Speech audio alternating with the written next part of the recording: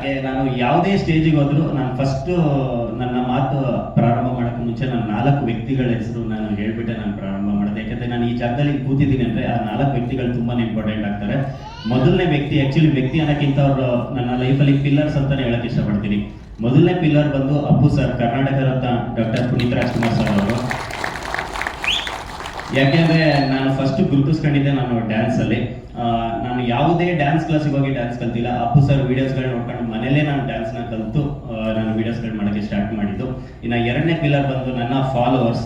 ಅವ್ರುಗಳು ನನ್ನ ವಿಡಿಯೋಸ್ಗಳಿಗೆ likes, comments, share ಮಾಡಿ, follow ಮಾಡಿ, ಸಬ್ಸ್ಕ್ರೈಬ್ ಮಾಡಿ ಸಪೋರ್ಟ್ ಮಾಡೋದೇ ಇದ್ದಿದ್ರೆ ನಾನು ಈ ಜಾಗದಲ್ಲಿ ಇಲ್ಲಿ ಕೂತ್ಕೊಳ್ಳೋಕ್ಕೆ ಸಾಧ್ಯನೇ ಆಗ್ತಾ ಇರಲಿಲ್ಲ. ಇನ್ನು ಮೂರನೇ ಪಿಲ್ಲರ್ ಬಂದು ನನ್ನ ವೈಫ್. ನಾ ಯಾವಾಗ ನೋಡ್ರು ಬೈತಾನೆ ಇರೋಳು, ವಿಡಿಯೋ ಮಾಡು ಇಲ್ಲಾಂದ್ರೆ ಜನಗಳಿಗೆ ಗುರ್ತಿಡಿಯಲ್ಲ, ಫೇಮಸ್ ಆಗಬೇಕು, ವಿಡಿಯೋ ಮಾಡು ಅಂತ ಬೈದು ವಿಡಿಯೋಸ್ಗಳು ಮಾಡಿಸೋದು. ಸೊ ಅದಾದ್ಮೇಲೆ ನಾನು ಅವ್ರ ಜೊತೆ ವಿಡಿಯೋಸ್ಗಳು ಮಾಡಕ್ಕೆ ಸ್ಟಾರ್ಟ್ ಮಾಡಿದೆ. ನಾವು ಬೇಬಿ ಅಂತಾನೆ ಹೇಳ್ಕೊಂಡೆ ನಾವೊಂದು ಸ್ವಲ್ಪ ವಿಡಿಯೋಸ್ ಎಲ್ಲ ವೈರಲ್ ಆಗಕ್ಕೆ ಸ್ಟಾರ್ಟ್ ಆಯಿತು. ಸೊ ನನ್ನ ಮೂರನೇ ಪಿಲ್ಲರ್ ಬಂದು ನನ್ನ baby. Thank you so much baby, I love you so much. ಹಾಗೆ ನನ್ನ 4ನೇ ಪಿಲ್ಲರ್ ಬಂದು ನಮ್ಮ ಫ್ಯಾಮಿಲಿ ಮೆಂಬರ್ಸ್, ನಮ್ಮ ಅಪ್ಪ, ಅಮ್ಮ, ಅಣ್ಣ, ತಂಗಿ ಹಾಗೂ ನನ್ನ ವೈಫ್ ಫ್ಯಾಮಿಲಿ ಅವರೆಲ್ಲ ಸಿಕ್ಕಾಪಟ್ಟೆ ಸಪೋರ್ಟ್ ಮಾಡ್ತಾ ಇದ್ರು. ಸೊ ಈ 4 ಪಿಲ್ಲರ್ಸ್ಗಳು ಇಲ್ಲದಿದ್ದರೆ ಈ ಬಿಲ್ಡಿಂಗ್ ಇಷ್ಟು ಸ್ಟ್ರಾಂಗ್ ಆಗಿ ಈ ಜಾಗದಲ್ಲಿ ಇಲ್ಲಕ್ಕೆ ಸಾಧ್ಯನೇ ಆಗ್ತಾ ಇರಲಿಲ್ಲ. ಅವ್ರೆಲ್ರಿಗೂ ಥ್ಯಾಂಕ್ ಯು ಸೋ ಮಚ್. ಇನ್ನ ಶಬಾಷ್ ಬಡ್ಡಿ ಮಗನೇ, ಈ ಮೂವಿ ಸ್ಟಾರ್ಟ್ ಆಗೋಕ್ಕೂ 1 ವರ್ಷದ ಮುಂಚೆ, ಅದಕ್ಕಿಂತ 2 ವರ್ಷದ ಮುಂಚೆ ನಾನು ವೀಕೆಂಡ್ ವಿತ್ ರಮೇಶ್ ಅಲ್ಲಿ ಕಾರ್ಯಕ್ರಮದಲ್ಲಿ ದರ್ಶನ್ ಸರ್ದು, ಎಸ್ ಸರ್ ಅವರದ ಏನಿದೆ ವಿಡಿಯೋ ಅದೆಲ್ಲ ಎಪಿಸೋಡ್ಸ್ ಎಲ್ಲ ನೋಡಿ ನಾನು ಒಂದು ಸ್ಟಾರ್ ಆಗಬೇಕು, ನಾನು ಏನಾದ್ರು ಒಂದು ಅಚೀವ್ ಮಾಡಬೇಕು, ನಾನು ಒಂದು ಬ್ಲಾಕ್ ಬಸ್ಟರ್ಸ್ ಎಲ್ಲ ಕೊಡಬೇಕು, ಒಂದು ಅಚೀವ್ಮೆಂಟ್ ಮಾಡಬೇಕು ಅಂತ ಹಾಸನಿಂದ ಬಟ್ಟೆ ಎಲ್ಲ ಪ್ಯಾಕ್ ಮಾಡ್ಕೊಂಡು ನಾನು ಬೆಂಗಳೂರಿಗೆ ಬಂದು ಒಂದು ರೂಮ್ ಮಾಡ್ಕೊಂಡಿದ್ದವನು. ಹತ್ರ ಅಂದ್ರೂ ನಾನು ಒಂದು 250ರಿಂದ 300 ಆಡಿಷನ್ಸ್ ಎಲ್ಲ ನಾನು ಕೊಟ್ಟಿದ್ದೆ. ಅದರಲ್ಲಿ ಒಂದು 80 to 85% ಆಡಿಷನ್ಸ್ ಅಲ್ಲಿ ನಾನು ಸೆಲೆಕ್ಟ್ ಆಗಿ ಅವ್ರ ಆಫೀಸಿಗೆ ಹೋಗಿ ಅವರ ಕೊಡೋ ಕಮಿಟ್ಮೆಂಟ್ಸಿಗೆಲ್ಲ ನಾನು ಫುಲ್ಫಿಲ್ ಮಾಡೋಕ್ಕಾಗದೆ ಎಲ್ಲದರಲ್ಲೂ ನಾನು ಆಲ್ಮೋಸ್ಟ್ ಎಲ್ಲ ರಿಜೆಕ್ಟ್ ಆಗ್ತಾನೆ ಬಂದೆ ನಾನು.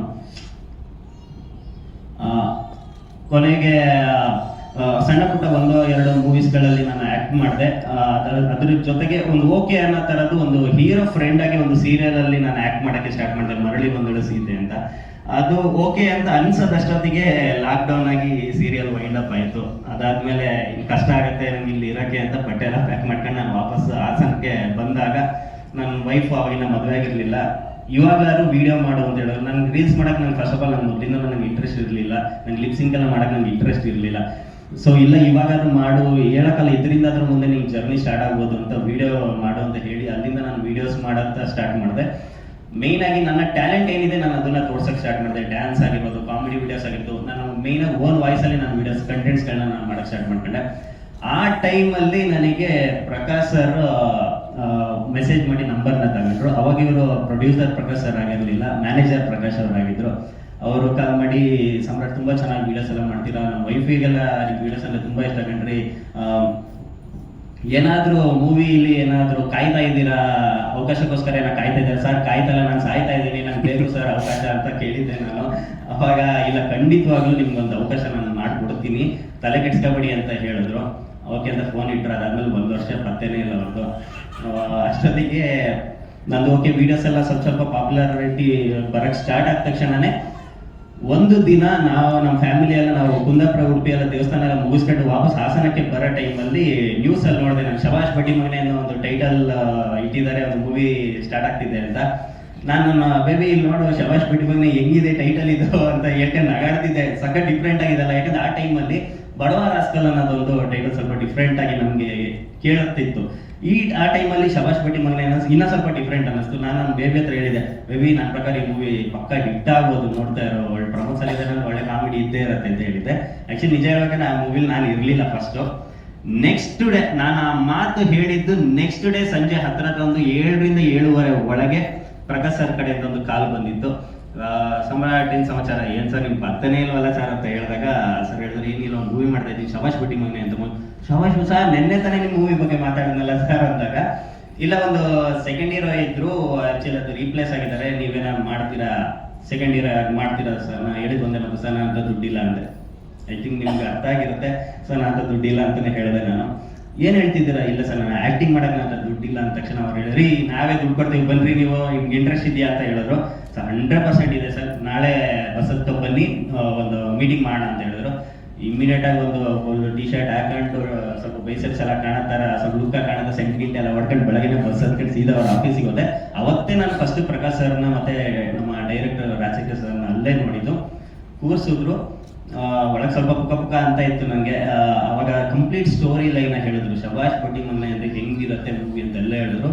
ನನಗೆ ನಿಜವಾಗ್ಲೂ ವಾವ್ ಅಂತ ಅನ್ಸಿಲ್ಲ, ಟು ಬಿ ಫ್ರ್ಯಾಂಕ್ ಹೇಳಿದ್ರು ವಾವ್ ಅಂತ ಅನ್ಸಿಲ್ಲ, ಬಟ್ ನಿಜವಾಗ್ಲೂ ಒಂಥರ ಡಿಫ್ರೆಂಟ್ ಅಂತ ಅನಿಸ್ತು. ಸ್ಟೋರಿ ಅವ್ರು ಹೇಳ್ತಿರೋ ಲೈನ್ಸ್ ಆಗಿರ್ಬೋದು ತುಂಬಾನೇ ಚೆನ್ನಾಗಿದೆ ಅಂತ ಅನಿಸ್ತಾ ಇತ್ತು. ಅದಕ್ಕಿಂತ ಮೇನ್ ಆಗಿ ಖುಷಿ ಕೊಟ್ಟಿದ್ದೆ ಏನಂದ್ರೆ, ನೀವು ಸೆಕೆಂಡ್ ಹೀರೋ ಅಂದ್ರು, ನಾನು ಕೂತು ಒಂದು ಸ್ವಲ್ಪ ಹಿಂಗಿದೆ ವಾವ್ ಅಂತ. ನೆಕ್ಸ್ಟ್ ಅದಾದ್ಮೇಲೆ ನಿಮ್ಗೆ ಅಂತ ಒಂದು ಸಪ್ರೇಟ್ ಹೀರೋಯಿನ್ ಇನ್ನ ಸ್ವಲ್ಪ ಮೇಲೆ ಎದ್ದೆ ನಾನು. ಅದಾದ್ಮೇಲೆ ನಿಮ್ಗೆ ಅಂತ ಒಂದು ಸಪ್ರೇಟ್ ಸಾಂಗ್ ಅಂತ ಇನ್ನ ಸ್ವಲ್ಪ ಎದ್ದೆ ನಾನು.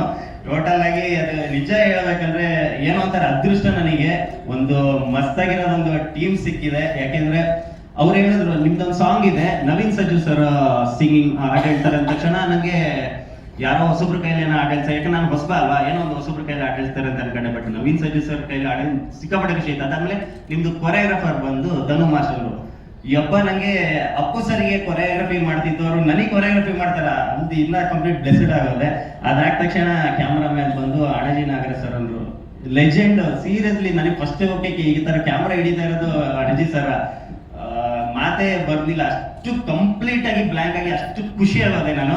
ಆದ್ರೂ ನಿಜ ಹೇಳ್ಬೇಕಂದ್ರೆ ನಾನು ಇನ್ನ ಸೆಲೆಕ್ಟ್ ಆಗಿದ್ದೀನಿ ಅನ್ನೋ ಡೌಟ್ ಅಲ್ಲೇ ಇದ್ದೆ ನಾನು. ಯಾಕಂದ್ರೆ ಅಷ್ಟು ಈ ರೇಂಜಿಗೆಲ್ಲ ಬಿಲ್ಡಪ್ ಹತ್ತಿಸ್ತವ್ರಲ್ಲ, ಏನಾಗತ್ತೋ ಅಂತಾನೆ ಡೌಟ್ ಅಲ್ಲಿ ಇದ್ದೆ ನಾನು. Okay sir, thank you sir ಅನ್ನೋದೇ. ಸರ್ ಆಡಿಷನ್ ಅಂತ ಅಂದ ತಕ್ಷಣ ಅವ್ರು ಹೇಳಿದ್ರು, ಆಡಿಷನ್ ಏನ್ ಬೇಡ, ನಿಮ್ ವಿಡಿಯೋಸ್ಗಳು ನೋಡಿದೀನಿ, ಯಾಕಂದ್ರೆ ನೀವೇನು ರೀಲ್ಸ್ ಏನ್ ಮಾಡ್ಕೊಂಡು ಲಿಪ್ಸಿಂಗ್ ಏನ್ ಮಾಡ್ತಿಲ್ಲ, ನಿಮ್ಮ ಓನ್ ವಿಡಿಯೋಸ್ಗಳೇ ಅಲ್ವಾ, ನೀವು ಓನ್ ಏನು ಡೈಲಾಗ್ಸ್ ಎಲ್ಲ ನೀವು ಮಾಡ್ತಿರೋದು, ನಿಮ್ಗೆ ಆಡಿಷನ್ ಅವಶ್ಯಕತೆ ಇಲ್ಲ, ನಮ್ಗೆ ನಿಮ್ಮ ಎಕ್ಸ್ಪ್ರೆಷನ್ಸ್ ಎಲ್ಲ ನಾನು ನೋಡಿದ್ದೀನಿ, ನೀವು ಸೆಲೆಕ್ಟ್ ಅಂತ ಹೇಳಿದ್ರು. ಆದ್ರೂ ನಂಗೆ ಇನ್ನ ಡೌಟ್ ಅಲ್ಲೇ ಇತ್ತು. ಯಾವಾಗ ಕನ್ಫರ್ಮ್ ಆಯ್ತು ಅಂದ್ರೆ, ಬನ್ನಿ ಅಗ್ರಿಮೆಂಟಿಗೆ ಸೈನ್ ಹಾಕಿ ಅಂದ್ರು. ಅವಾಗ್ಲೇ ನನಗೆ ಕನ್ಫರ್ಮ್ ಆಗಿದ್ದು. ಸೈನ್ ಹಾಕಿದ ತಕ್ಷಣ ಪ್ರಕಾಶ್ ಸರ್ ಜೋಬಿಂದ ಒಂದು 2,000 ರೂಪಾಯಿ ತೆಗೆದು ತಗೊಳ್ಳಿ ನಿಮ್ಮ ಅಡ್ವಾನ್ಸ್ ಅಂತ ಅಂದ್ರು. ನಾನು ಒಂದೇ ಮಾತು ಹೇಳಿದೆ, ಸರ್ ಬೇಡ ಸರ್, ನಂಗೆ ಅವಕಾಶ ಕೊಟ್ಟಿದ್ದೆ ಹೆಚ್ಚು, ನಂಗೆ ದುಡ್ಡೇ ಬೇಡ ಅಂತೆ. ಇಲ್ಲ ನೀವು ತಗೊಳ್ಳಿ ಅಂತ ಅಂದು ಸಿನಿಮಾ ಮುಗಿಯೋದಷ್ಟೊತ್ತಿಗೆ ಒಂದು ದೊಡ್ಡ ಮೊತ್ತನೇ ಕೊಟ್ಟು ನನಗೆ ಸಪೋರ್ಟ್ ಮಾಡಿದ್ರು.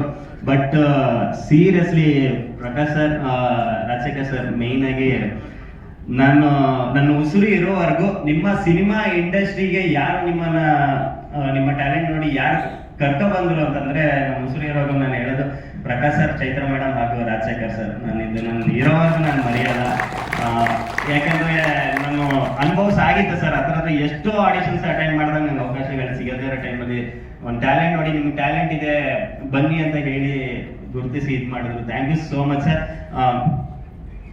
ಇನ್ನ ಅಲ್ಲಿಂದ ಶೂಟಿಂಗ್ ಸ್ಟಾರ್ಟ್ ಆಯ್ತು. ಫಸ್ಟ್ ಡೇನೆ ಏನ್ ಮಾಡೋದು, ನಡೆ ಬರಕ್ಕೆ ಇವರು ಅದೇ ಅದಕ್ಕೆ ಅಲ್ಲಿಗೆ ಬಂದಿದ್ದು. ಮೇಯ್ನ್ ಆಗಿ ಅಲ್ಲಿಂದ ಬಂದ ತಕ್ಷಣನೇ ಪ್ರಮೋದ್ ಸರ್ ಜೊತೆನೆ ಫಸ್ಟ್ ಶಾಟ್ ಇದ್ದಿದ್ದು ನನಗೆ.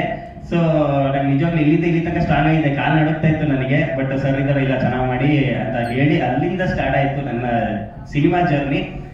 ಕಂಪ್ಲೀಟ್ ಸ್ಟೋರಿ ಸ್ಟಾರ್ಟಿಂಗ್ ಇಂದ ಎಂಡ್ ವರೆಗೂ ತುಂಬಾ ಎಂಜಾಯ್ ಮಾಡ್ಕೊಂಡು ಮಾಡಿದ್ವಿ ಶೂಟಿಂಗ್ಸ್ ಎಲ್ಲ.